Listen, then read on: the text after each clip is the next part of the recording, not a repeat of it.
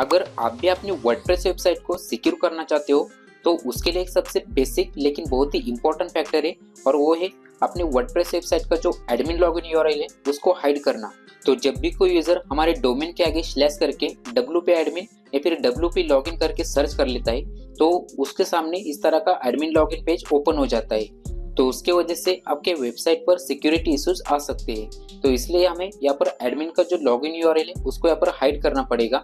तो ये एडमिन के लॉगिन यूआरएल को किस तरह से हाइड करते हैं उसी के बारे में अभी हम इस वीडियो में डिस्कस करने वाले हैं। लेकिन वीडियो को स्टार्ट करने से पहले यहाँ पर मैं आपको बता देता हूँ कि इस टॉपिक पर पहले से बहुत सारे वीडियो बन चुके हैं, लेकिन मैं फिर से सेम टॉपिक पर क्यों वीडियो बना रहा हूँ इसका रीजन मैं आपको वीडियो के एंड में दूंगा। तो चलिए वीडियो को स्टार्ट करते हैं। तो इस एडमिन लॉगिन यूआरएल को और इस एडमिन लॉगिन पेज को किस तरह से हाइड करते हैं उसके बारे में देखने के लिए सबसे पहले हमें हमारे डैशबोर्ड पर जाना होगा। डैशबोर्ड पर आने के बाद यहाँ पर हमें एक प्लगइन की जरूरत पड़ने वाली है। तो प्लगइन को इंस्टॉल करने के लिए सबसे पहले हमें प्लगइन के सेक्शन में जाना है। प्लगइन के सेक्शन में आने के बाद यहाँ पर हमें ऐड न्यू प्लगइन्स के ऊपर क्लिक कर लेना है।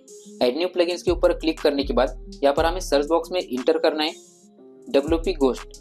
तो ये कीवर्ड यहाँ पर इंटर करने के बाद आपके सामने यहाँ पर अलग अलग तरह के प्लगइन्स आ जाएंगे। तो उनमें से आपको ये वाला प्लगइन यहाँ पर इंस्टॉल करके एक्टिवेट कर लेना है। अभी यहाँ पर आपको एडमिन लॉगिन हाइड करने के लिए बहुत सारे प्लगइन्स मिल जाएंगे, लेकिन मैं आपको यही प्लगइन क्यों सजेस्ट कर रहा हूँ क्योंकि इस प्लगइन में आपको वेबसाइट सिक्योरिटी से रिलेटेड अदर फीचर्स भी यहाँ पर आपको देखने को मिलेंगे। तो मैंने ऑलरेडी इस प्लगइन को यहाँ पर एक्टिवेट करके रखा है। प्लगइन के एक्टिवेट हो जाने के बाद आपके डैशबोर्ड पर यहाँ पर नीचे WP Ghost नाम का एक ऑप्शन इनेबल हो जाएगा। तो अभी आपको इसके ऊपर क्लिक कर लेना है। उसके ऊपर क्लिक करने के बाद अभी इस प्लगइन का जो डैशबोर्ड है वो डैशबोर्ड आपके सामने इस तरह से ओपन हो जाएगा। तो अभी यहाँ पर आपको सिक्योर WP पाथ का एक सेक्शन दिखाई देगा। तो इसी में आपको एक्टिवेट फीचर का एक बटन दिया जाएगा। तो इस बटन के ऊपर आपको क्लिक कर लेना है। उस बटन के ऊपर क्लिक करने के बाद आपके सामने कुछ इस तरह का इंटरफेस ओपन हो जाएगा। तो अभी ये बाय डिफॉल्ट डीएक्टिवेट दिखाई देगा आपको। तो इसको एक्टिवेट करने के लिए आपको यहाँ पर लाइट मोड के ऑप्शन पर क्लिक कर लेना है।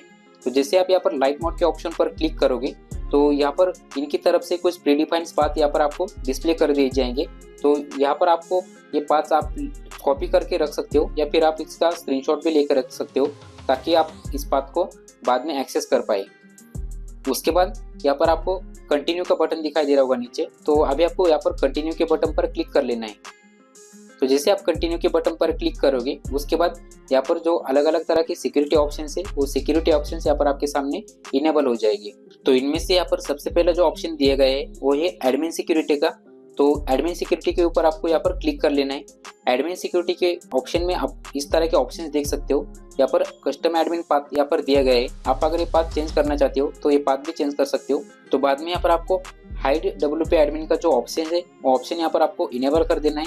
उसके बाद आप यहाँ पर नॉन एडमिन यूजर के लिए भी ये पाथ हाइड करना चाहते हो तो इसको भी आप यहाँ पर इनेबल कर सकते हो, लेकिन मैं फिलहाल यहाँ पर इसको डिसेबल ही रखता हूँ। अभी जो आप यहाँ पर एडमिन का पाथ देख रहे हो वो एडमिन का पाथ ये वाला है, लेकिन हमें यहाँ पर लॉगिन का एडमिन पाथ यहाँ पर चेंज कर लेना है।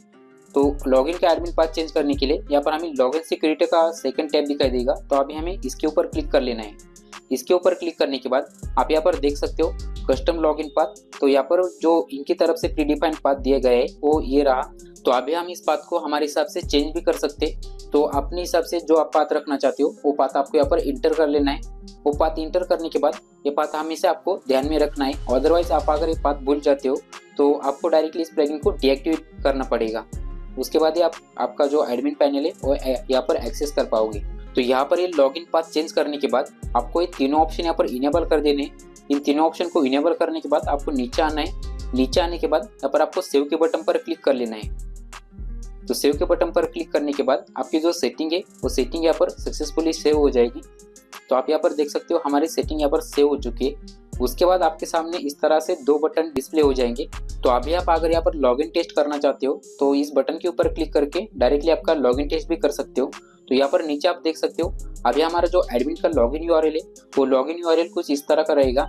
अगर आपके केस में एक कस्टम लॉगिन यूआरएल काम नहीं करता तो आपके सेफ्टी के लिए यहाँ पर इन्होंने एक सेफ यूआरएल भी दिए गए हैं। तो आप डायरेक्टली इस यूआरएल को भी यहाँ पर एक्सेस कर सकते हो। तो चलिए अभी मैं आपको इसका लॉगिन टेस्ट भी करके दिखाता हूँ। तो उसके लिए हमें यहाँ पर साइट को ओपन कर लेना है। साइट को ओपन कर लेने के बाद अभी हमें यहाँ पर इसको लॉग आउट कर लेना है। तो हमारी साइट यहाँ पर लॉग आउट हो चुकी है। तो अभी मैं यहाँ पर आपको WP एडमिन करके सर्च करके दिखाता हूँ। तो यहाँ पर अभी मैंने इंटर किया है WP एडमिन। तो WP एडमिन इस तरह का इंटर करके मैं यहाँ पर सर्च कर लेता हूँ। तो आप देख सकते हो जैसे मैंने यहाँ पर WP एडमिन सर्च किया तो WP एडमिन सर्च करने के बाद मेरे यहाँ पर एडमिन का जो लॉगिन पेज है वो लॉगिन पेज यहाँ पर ओपन नहीं हो रहा है। तो अभी मैं यहाँ पर WP login.php सर्च कर लेता हूँ। तो यहाँ पर आप देख सकते हो मैंने WP login.php इंटर कर लिया है। तो WP login.php इंटर करने के बाद भी यहाँ पर पेज नॉट फाउंड का मैसेज डिस्प्ले हो चुका है। तो अभी आपके डोमेन के आगे अगर कोई WP एडमिन करके सर्च कर लेता है या फिर WP लॉगिन करके कोई सर्च कर लेता है तो उसको यहाँ पर आपका जो एडमिन लॉगिन पेज है वो एडमिन लॉगिन पेज यहाँ पर विजिबल नहीं होगा। आपके अलावा हर कोई यूजर एडमिन लॉगिन पेज को यहाँ पर एक्सेस नहीं कर पाएगा, क्योंकि हमने यहाँ पर हमारा जो कस्टम पाथ था वो कस्टम पाथ यहाँ पर ऑलरेडी क्रिएट कर लिया है। तो अभी हम हमारे कस्टम पाथ से यहाँ पर लॉगिन करके देखते हैं। तो हमने जो कस्टम पाथ क्रिएट किया था वो ये था। तो अभी मैं इसको इंटर कर लेता हूँ।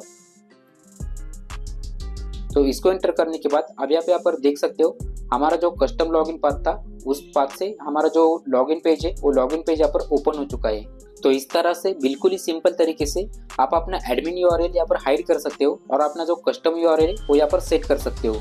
तो अभी मैं आपको इस वीडियो को बनाने का रीज़न बता देता हूँ। तो आने वाले कुछ दिनों में मैं वर्डप्रेस वेबसाइट की सिक्योरिटी से रिलेटेड अलग अलग तरह की वीडियोस बनाने वाला हूँ। तो वर्डप्रेस सिक्योरिटी से रिलेटेड यह हमारा फर्स्ट स्टेप था, तो इसके बारे में भी आपको पहले से पता होना चाहिए। तो इसलिए मैंने फिर से इस टॉपिक पर वीडियो बनाया है। तो आई होप इस सिंपल सा वीडियो आपको पसंद आया होगा। अगर इस वीडियो से रिलेटेड आपको कोई क्वेरीज है तो आप मुझे डायरेक्टली कमेंट भी कर सकते हो। फिलहाल के लिए तो इतना ही, मिलते हैं नेक्स्ट वीडियो में।